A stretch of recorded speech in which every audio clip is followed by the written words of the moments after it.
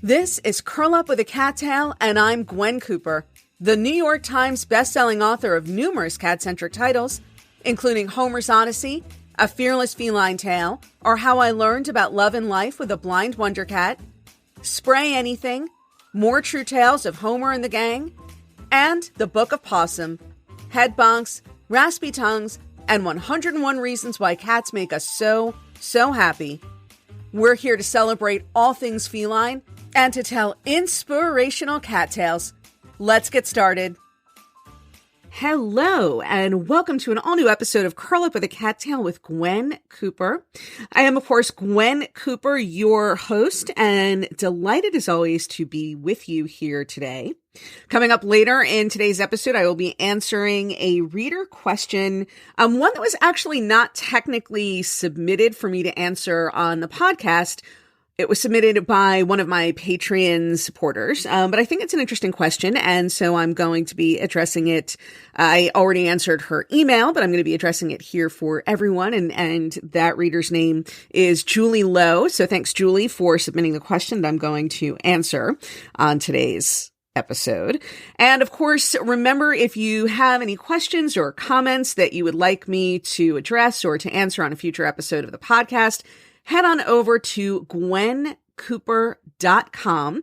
That's my website. There is a page there dedicated to my podcast where you can submit comments that I will read and respond to generally pretty quickly. Every so often, life gets away from me a little bit, and it'll be a couple of weeks before I get a chance to check comments on the podcast page, but it's usually pretty fast. And you can also contact me through the contact form on my website, and that just gets an email submitted right to me. I'm sorry, you guys. I don't know what is wrong with my brain today. I think my brain is a little bit broken, maybe. I feel like I'm fumbling for words, and I'm not quite sure why. Actually, I think I do know why, but we'll get to that in a moment.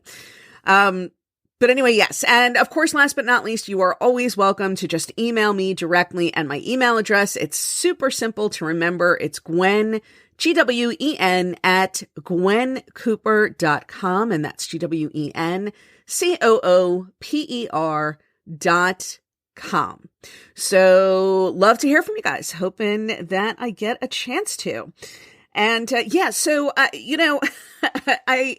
you guys know, right, it's my life as a writer and now a podcaster is just not nearly as glamorous as I might have imagined it would be 25 years ago when I was a mere slip of a girl, nothing but dreams, having just finished college and gone out into the world and started, adopting cats. And, I don't really know that I would have entirely understood what podcasting was back in that day, but I would have been like, wow, you mean I write books and I have my own radio show and that sounds amazing. And, of course, nothing is ever as glamorous as it seems. And those of you who are longtime listeners know that I record this podcast in my closet.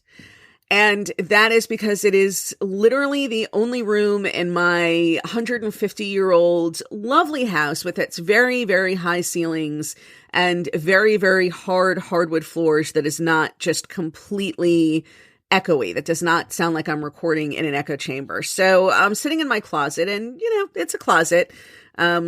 And like a lot of people's closets, probably too much stuff crammed into too small a space. So it's not like one of the, it's not a California closet and I'm not one of those people where like my quote unquote closet is actually a whole room in my house. It's a closet. It's a walk-in closet, but like a smallish walk-in closet. Like technically in the real estate listing, you would call it a walk-in closet, but you wouldn't walk into it and be like, oh my God, just imagine all the incredible glamorous clothing you could fit in here. It's just not like that.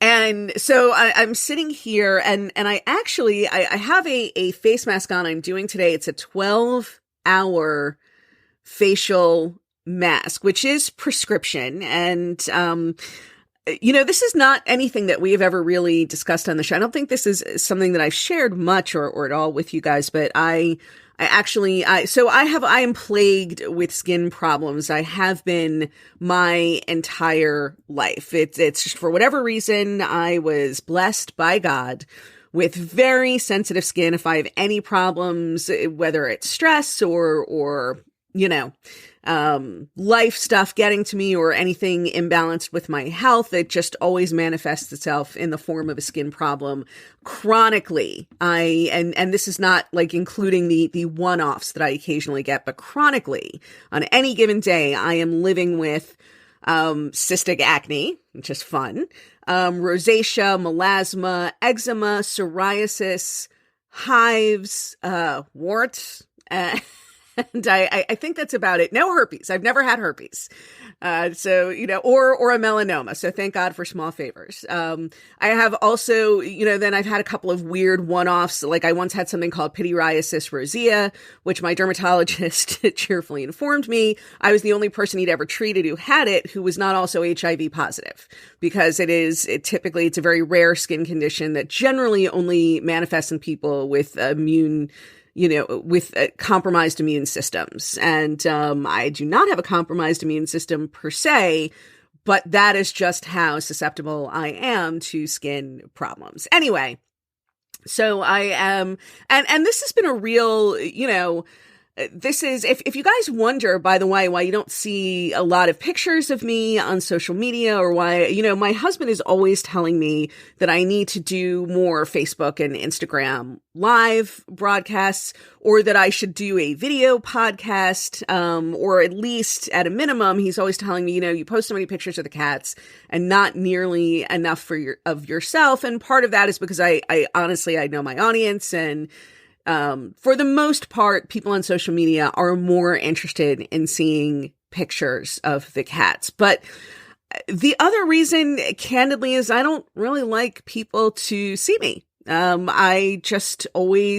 always very self-conscious about the way that I look. And I can honestly say that at various times in my life, it has been something that has been sort of inhibiting, where I have not engaged with friends, where I've spent more time at home than maybe I wanted to, because I did not want people to see me, or I literally did not want to show my face anywhere. And, as I've gotten older, this is something that I've gotten over more to a certain extent. As you come up on 50, and I'm going to be 50 in a month, you start realizing that you were always fighting about, right? It's always been a law of diminishing returns. Like appearance-wise, you probably peaked somewhere around the age of 18, and then you started getting older. And so it was always, whatever you loved about the way that you look, it was always loaned to you. It was always on loan, as it were. It was always something you only had temporarily, and you start to care less about what the world in general thinks as more time goes by and you get a few more years under your belt. But the point being, I'm sitting here today with this very heavy 12-hour mask on my face, and that's because I spent a lot of time in the sun this summer, which I do not regret at all, but it has just aggravated the heck out of my melasma, which is like dark spots on my skin, and rosacea, which is red spots on my skin. And so this is hopefully going to undo some of that damage. This has been a very personal confession, by the way. I'm not sure that I've ever really shared this with anybody, although I did years ago, like way back, about a year after Homer's Odyssey was first published, and I was trying to imagine, or trying to think of what my next book would be. I really wanted to write a book about this. I had an idea for a book. It was called Zits and All. What was the exact title? It was Zits and All, a memoir of breakouts, breakthroughs, and the quest for inner beauty. Because I will say that the one positive thing that has come out of all of my many, many skin afflictions that I've been living with for the last roughly 35 years is that I really did, at a certain point, come to the idea that I was going to have to work on being a worthwhile human being, because I was not going to make it on my looks.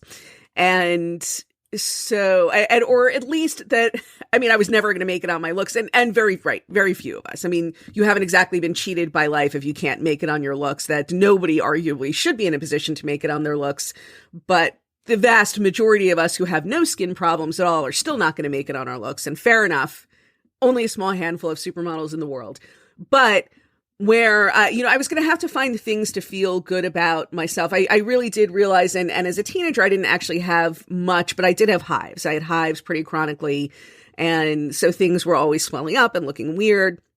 And I realized as a teenager that I was going to have to put a little bit of effort into becoming a person of substance, because at least it would keep me from feeling too bad about looking funny if I had a, skin problem of any kind. And so I definitely wanted to make that a part, to tell kind of that story of that journey. In a way, I think it's the story that precedes everything else. I wonder sometimes the extent to which I care about the things I care about, or fight for the things I fight about. And that includes everything that I do for animal welfare, and that I encourage all of you to do.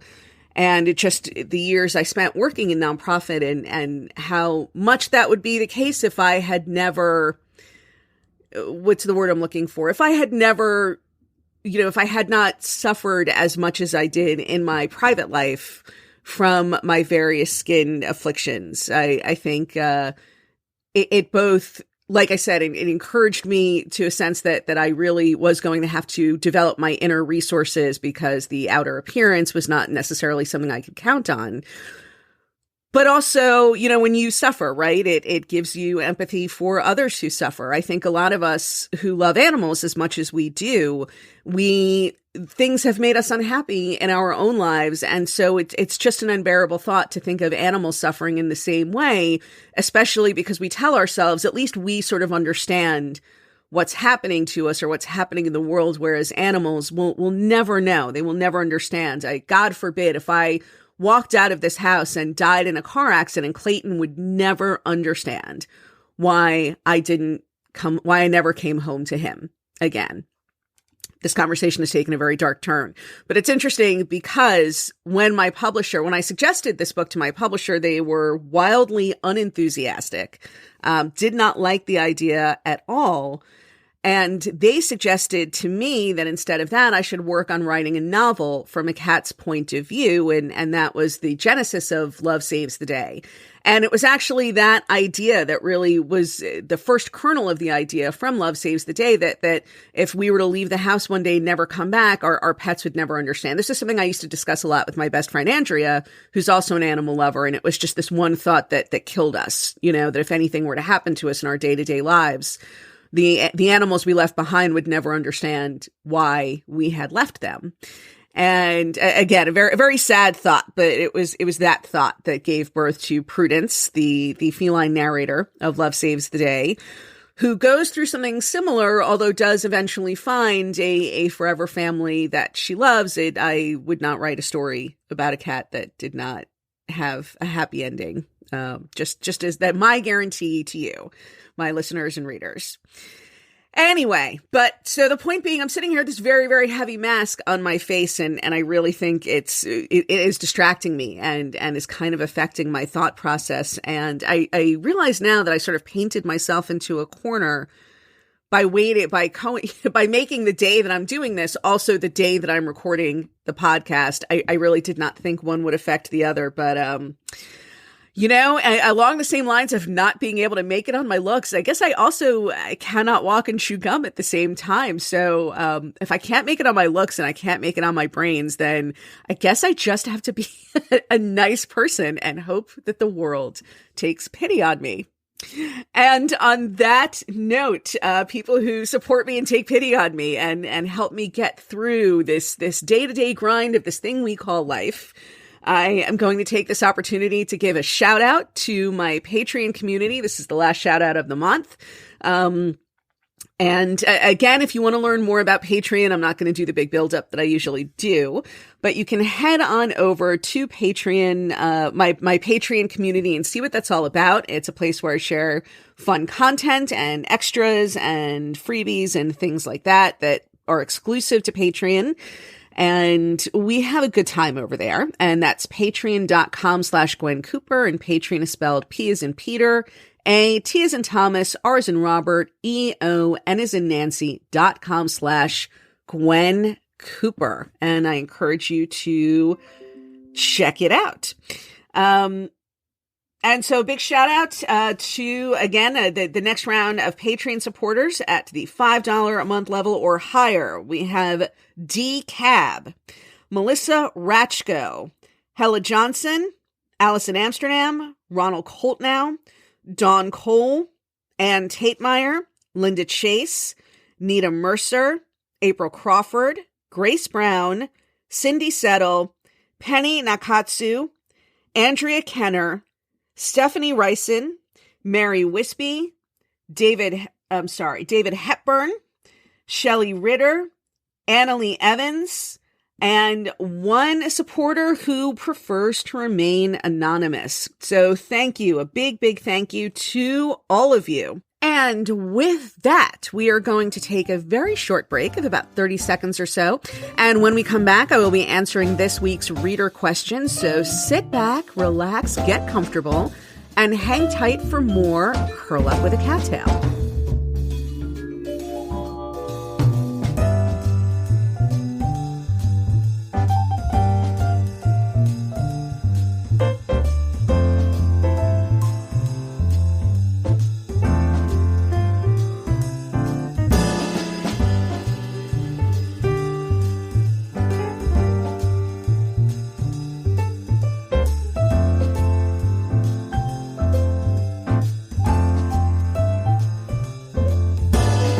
So much for sticking around. By the way, somebody asked me recently, and I think it was Carol in my Patreon community. Somebody did ask me recently where the music that I play during our brief breaks comes from, because she found it to be very enjoyable. This is actually a short piece of music that I purchased. It was just written by somebody who writes commercial music, like a commercial composer. When I say commercial, I don't mean like literally for television commercials, but as opposed to, somebody like an artist, basically somebody who's just writing music. There are people who write short pieces of music, and sell them specifically for use on podcasts or YouTube channels. Basically, there are a lot of issues with intellectual property. So you can't just find a piece of music someplace that you like and start using it. You have to purchase the rights to do so, which can be very expensive. But there are places, and there's a site called Audio Jungle that I've worked with, which is one of them, where they actually have pieces of music for sale specifically to be used for podcasts. And for sale, I mean, you can buy things from as inexpensively as $5, $15. And so that is the story behind this piece of music that I have. I purchased it from a commercial composer for, I believe, $25. And now I use it on my podcast, and that is where it comes from. I do not remember the name of the composer from whom I purchased it, to be candid, but it was just, one piece of several when I put in jazz, basically. And I just liked it as soon as I heard it. And that is how it comes to be on this podcast. So, Carol, there you go. That is the answer to your question. And today I'm actually answering a question from reader Julie Lowe. And Julie actually asked me this question via email privately on my Patreon page, but I thought it was an interesting question and one that I thought might be interesting to answer for the show. And so Julie wrote and asked, one question I have is, how did you know how to care for a blind cat? Did you research trial and error, or did Homer tell you what he needed? And she puts tell in quotation marks. And of course, we understand that she does not mean to imply that Homer literally said one day, you know what you could do, Gwen, to make my life easier? And of course, point taken. I find it an interesting question because, there are certain questions that sometimes make me feel that, I'm not as good a writer as I think I am. And Julie asked this from, Julie is a supporter and a reader. And actually we've had an email exchange, and she seems like a really great person. And I know that she asked this question with so affectionately and not to make me question my abilities as a writer. And the only reason I do is because one of the ideas that I really wanted to put across in Homer's Odyssey was to maybe demystify the care, what it was like to care for a blind cat. And again, I started writing this in 2007. There were no famous blind cats out there. There were the whole idea of even internet famous cats was not really a thing in 2007 when I started working on Homer's Odyssey. Certainly when I adopted Homer, Google did not exist, and the internet was a place where you went to exchange emails for work or maybe to flirt with boys via AOL Instant Messenger. Not that I did that, actually, because it always seemed sort of weird, but I had friends who did. Anyway, so part of what I wanted to accomplish in writing the book was to kind of demystify what had, to me, when I first adopted Homer, seemed like a very overwhelming idea. And that was caring for a blind or special needs cat. And I certainly intended to make it very clear that I was not a person with any kind of specialized knowledge when it came to blind cats or even to cats in general. I was kind of new to the whole living with cats thing. I'd only been living with cats for 2 years. I'd grown up with dogs and lived with them my whole life. But one of and I was not necessarily 100% confident that I would be able to give a blind kitten a good life. It was just kind of like you fall in love and all reason and logic sort of goes out the window. Like you just know that you have to be with this person, or in my case, this animal who you love. I fell in love instantly with Homer from the second I picked him up. I feel like we fell in love with each other. And at that point, we just had to be together, and the rest of it was going to work itself out. And so I didn't know anything really. I think the one thing that I brought to bear on the situation, and I think a lot of people listening to this will appreciate this, I have always been a person, so I'm one of those people, right, who's good, quote unquote, good with animals, or traditionally I have been good with animals. And to me, what that really means is simply that I pay attention to animals, to what seems to be making them feel comfortable or uncomfortable. If I sense that I'm doing something that is making an animal in my vicinity uncomfortable, then I stop doing that thing or stop acting in that way. If an animal is uncomfortable with me approaching, then I don't approach. If the animal seems to be uncomfortable with my holding myself aloof, then I will try to engage with the animal. It really sort of is as simple as that. And so it was in my nature. And this was something, by the way, I got straight from my dad. My dad, may he rest in peace, who was an animal lover to the core of his being, and was so wonderful with the dogs the rescue dogs who we adopted over the years, all of whom just came from terrible, terrible situations and came to us with a lot of emotional baggage. And my father was really great, just intuitively great at setting animals at their ease and making them feel comfortable. You could tell he paid close attention. He would read a dog's face and eyes and expression and body posture. And I think some of that maybe I inherited from him, but I also, is something that I consciously tried to do when I realized it was something he was doing very well, in the way that in a perfect world, we all kind of want to learn things from our parents. There's something we see our parents doing and we think, that's something that my mom or my dad is doing super well. And I want to do that same thing as well as they do. Anyway, so I did have some reservations. The one reservation I really had about adopting a blind cat was if I can't read his eyes, will I be able to read him? Will I be able to know what he's feeling or what his comfort level or happiness or anxiety level is in any given situation? And this is actually something I discuss in the book. One of the first things I realized about Homer is that even though he no longer had his eyes, he still had the muscles around his eyes. And so you could still, if you were looking closely, as I certainly did over the years, and as any of us do with the animals who we live with, you could tell kind of the shape that his eyes would have been taking if he had had eyes. And so I could tell just by the muscles in his face if he was feeling happy and confident or anxious or irritated, much the same way as we do with our quote unquote normal sighted cats or dogs who we live with. And again, there's also so much in body posture. And so the answer to that question really is that I didn't know anything. And it really was I guess ultimately the answer to the question is, yes, I did let Homer tell me. I mean, some of it I tried to think through, right? There are certain things that are common sense.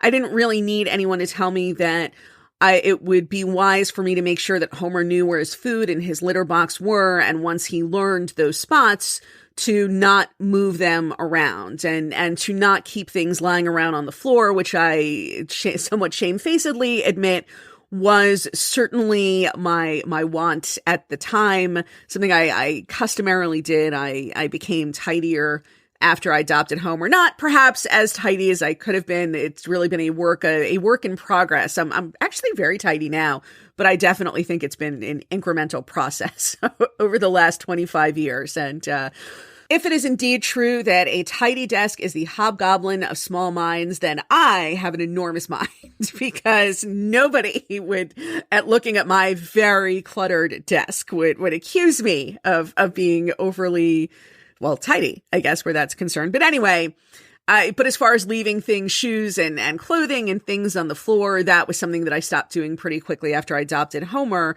And so a lot of things like that were very much common sense. And as for the rest of it, it really was a matter of paying attention to Homer and letting myself be guided by him. It was a little difficult at first. I was very anxious. I was pretty confident that that I would find a way to mess it up, or scared that I would do something that would harm Homer or make him fearful. I did realize, and again, I wrote about this in the book fairly early on, that the one thing that was making Homer the most anxious was my being anxious. And when I calmed down and relaxed, so did Homer, and he just became the outgoing, confident, daring, adventurous little guy that he was always meant to be, whether he had vision or no. And so really, it really was about letting Homer lead the way. And I think that's something that is part of responsible pet guardianship. Some of you may know that a couple of years ago, I was attacked by my next door neighbor's 80-pound unneutered pit bull. And I'm still working through some of the physical and emotional damage from that attack. But the thing that was really upset, and look, when all is said and done, I've lived with pit bulls. I grew up with pit bulls. The greatest dog I ever lived with, my Casey girl, she was a pit bull, and just the sweetest and best dog. And the one thing, the reason why the attack makes me angry is, certainly nobody has to explain to me that there's no such thing as a 100% predictable animal, just like there's no such thing as a 100% predictable person. But this particular dog, aside from being unneutered, when you have an 80-pound unneutered pit bull, or an 80-pound pit bull, and you choose also not to neuter him, then you are certainly creating a possibility for a very territorial or aggressive animal. But the thing that still upsets me about it is that the second I moved in, that the first time I saw this dog, I did not think he was a bad dog or a mean dog. I really didn't. But I could tell that he was a very, very defensive and guarded dog, that he was overly protective of his home and of his people. And I could tell that just by the look on his face and the set of his shoulders. And certainly when I would be in my backyard and he would be sitting right at our fence, watching me very carefully, no matter what, because again, they lived right next door with just a fence separating our 2 yards. And also my husband, he would also watch my husband. But again, it wasn't even just like a dog kind of hanging out and seeing what the neighbors are doing. It was, he saw himself. It was his job to guard the perimeter. And if anybody got too close, it was his job to make sure that they were pushed back. The real tragedy to me, aside from the harm that came to me, but one of the things that makes me so sad about this attack is the certain knowledge that I have that this dog just wanted to be a good dog. And that when he attacked me, he thought he was being a good dog, protecting his family. And so it's very upsetting to me that his family, that the people who I know loved him, but it seems almost impossible to me to think that they couldn't see what I see, which is that this is a dog who needed some actual training, some serious and intensive training so that he would understand the difference between a situation where he had to be on his guard and the other kind of situation, which is most of life, where all he had to do was be a dog, like just a family dog. It is not your job to spend 24/7 guarding this house and the people within it. And I think he needed someone who saw within him this need that he had for order and for a feeling of security and safety. And I guess the big point that I'm making is that really everything begins and ends with being the kind of person who pays attention to the animal that you're living with and to really assessing the needs of that animal independently of what your own perceptions or desires might be. If I had not paid attention to Homer, there's definitely a world in which I would have ultimately made him an anxious cat by overprotecting him.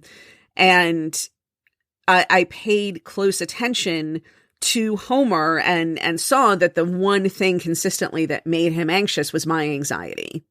And so that was how I learned to be guided by him and how he was able to flourish. And look, at the end of the day, I'm certainly not saying or even trying to imply that being attentive is the same thing as being a mind reader. And again, I do want to say there's always that X factor where an animal, just like a person, can surprise you. And Homer surprised me in some positive ways and some negative ways over the years. The cats who I live with today still surprise me. And animals, like people, also change as time goes by. And like Clayton, for example, has suddenly, not suddenly, but this has really been over the last few months. And this is something we've discussed, or I think I've discussed on this. Maybe it's just in the bonus podcast that I do with Lawrence on Patreon, where I've discussed this, but Clayton has become very possessive to the point that it really is genuinely upsetting for him when Lawrence and I are just hanging out, like sitting on the couch or having dinner or whatever it is, when we're just talking to each other and not paying attention to Clayton. Clayton will be asleep across the room or downstairs, and Lawrence and I will be upstairs, and he will be completely fine. If Lawrence leaves the house without me and is gone for hours, Clayton just kind of finds his spot to curl up for the day, and he will curl up there and it's all good. But then if the second Lawrence comes home and the two of us start talking, Clayton is up and he gets right, like physically right in the middle of us and starts meowing at me very loudly and just lets it be known that as far as he's concerned, I should be paying attention to him and not to Lawrence. And this is one of those things where I find myself wondering, what have I done? What am I doing, or what have I started doing that has made Clayton all of a sudden feel this insecure about getting attention or having to share my attention with Lawrence? And I wonder if this might go back to about a year and a half ago when I had this was in the early days of quarantine, and I had what I believed at the time and still believe was COVID. And so I was locked up in the bedroom for 10 days, and Lawrence did not come in and I did not go out. And I initially did not want the cats in here at all because we weren't sure about cats and COVID or how transmissible it might be from humans to animals. But Clayton was so hysterical at being separated from me that it just was untenable. And so Clayton and I were locked up in the master bedroom of this house for 10 days with no other company at all. It was just the two of us. And I think we've always been very close, but I think we bonded in a way. I think Clayton came to feel that he kind of owns me.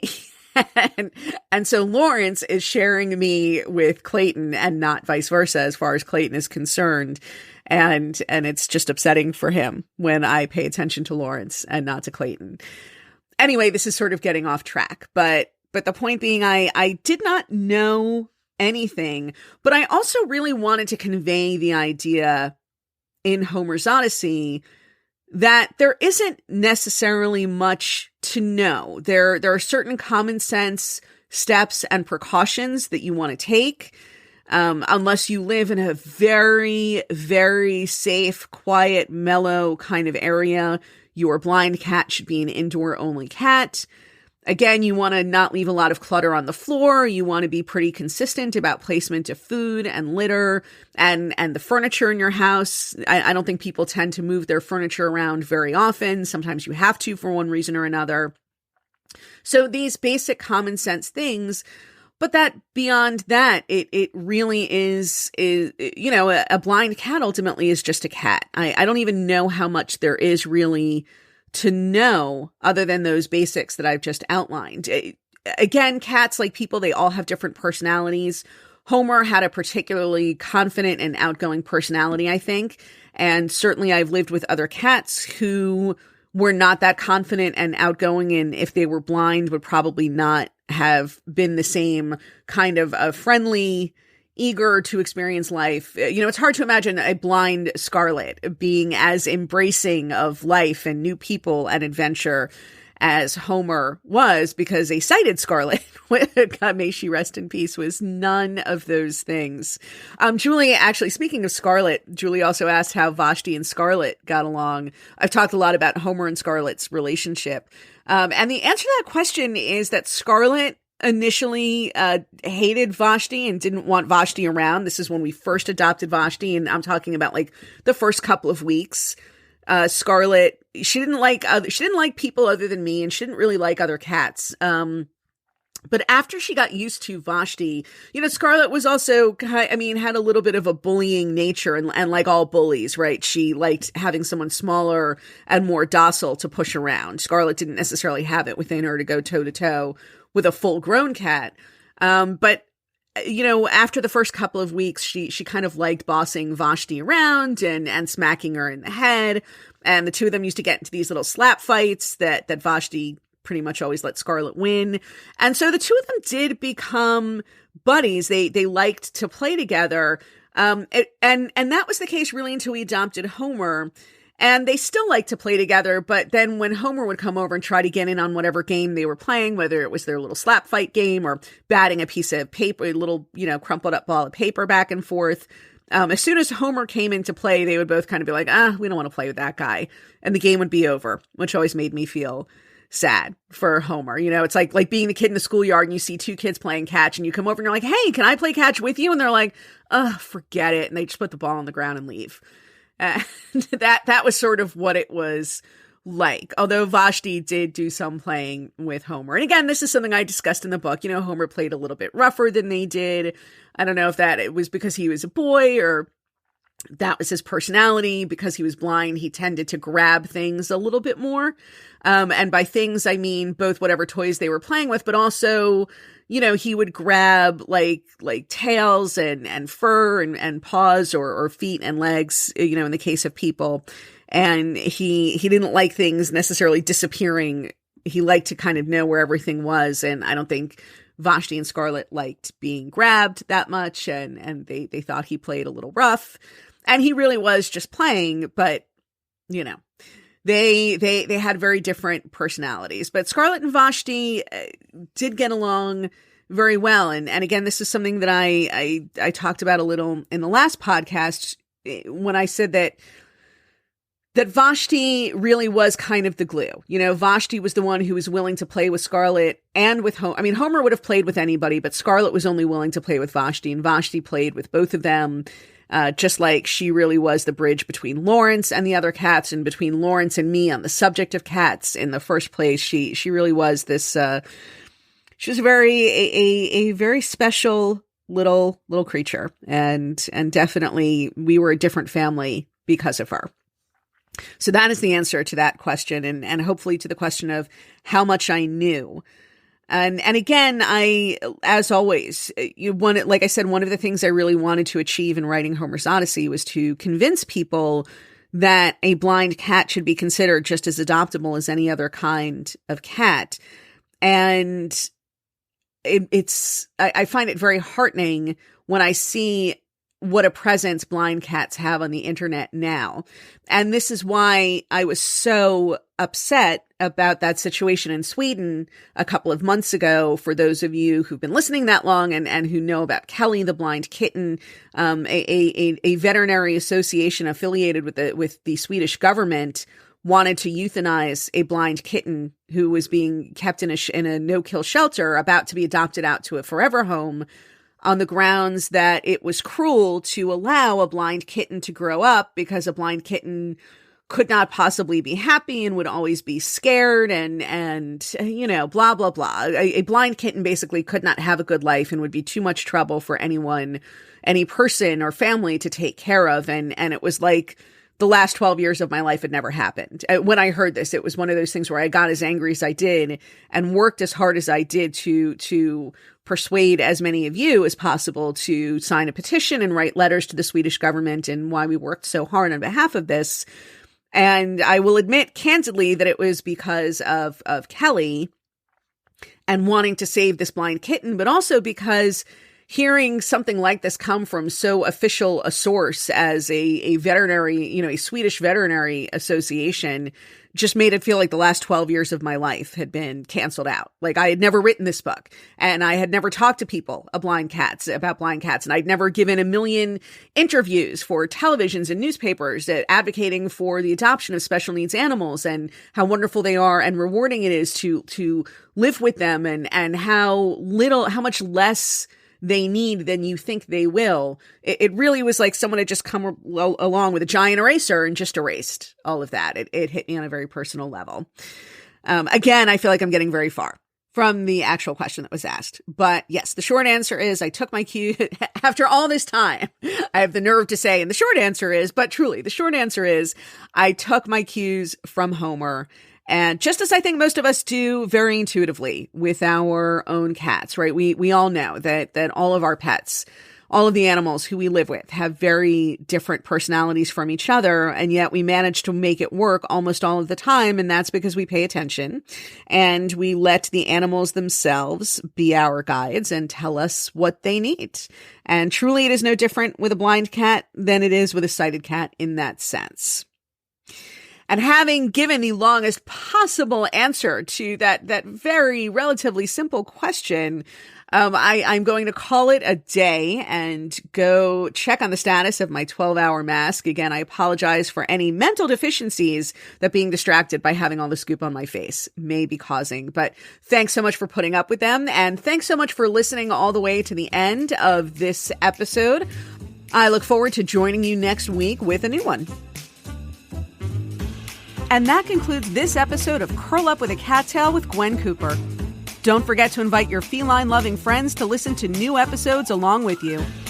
If you'd like to subscribe to this podcast, find out how to get your name and your cat's name included in my next book, or leave comments or questions for me to answer in future podcasts, head on over to gwencooper.com now. Thanks so much for joining me, and don't forget to hug your cat today.